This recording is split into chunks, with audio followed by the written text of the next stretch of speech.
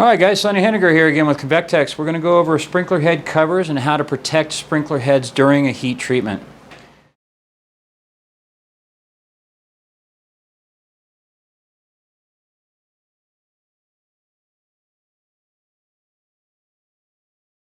There's several different types of sprinkler head covers.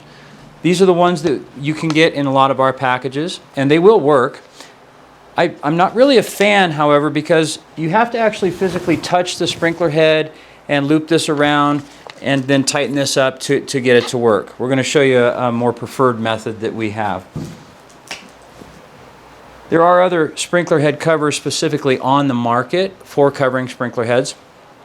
The thing that I don't like about these is they're designed to magnetically connect around the housing of the sprinkler head. And the sprinkler head housings sometimes aren't put in there very well, and the entire housing and everything else can just fall to the ground. Also, with the magnetics that are in here, you can actually see daylight through here, so you're going to get airflow. I'm not a big fan of these either. What we like to use, and our preferred method, is very simple for you to put together at home yourself. It's a 1-gallon Coleman cooler.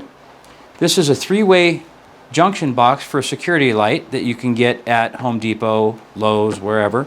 And we just screw that into the bottom. And then we're going to take a paint pole and we're going to put that hole into the paint pole like that, and then raise the paint pole and the bucket up above to entirely encompass the sprinkler head. And you could put ice in here as well. You just don't want to fill it up so far that you're going to be crushing the sprinkler head itself. This is not designed to fit tightly. It's not going to screw in. It's going to be loose. It's just designed to hold the pole and the bucket in place. And I'm going to lift the bucket to the ceiling, covering the sprinkler head, lifting it up with my left hand, and I'm going to create a little bit of an angle so the pole is actually touching the ground, the sprinkler head is covered, and the bucket is touching the ceiling. I'm going to tighten that pole and kick the bottom in. And now I have a secure sprinkler head cover for a ceiling sprinkler, and that's secure and in place. But now I have a wall-mounted sprinkler that I need to cover as well. The reason that we use a 3-hole junction box from a security light on here is so that when we do have wall-mounted sprinklers, we're able to take a paint pole, and instead of putting it in the bottom hole, we'll put it in one of the side holes.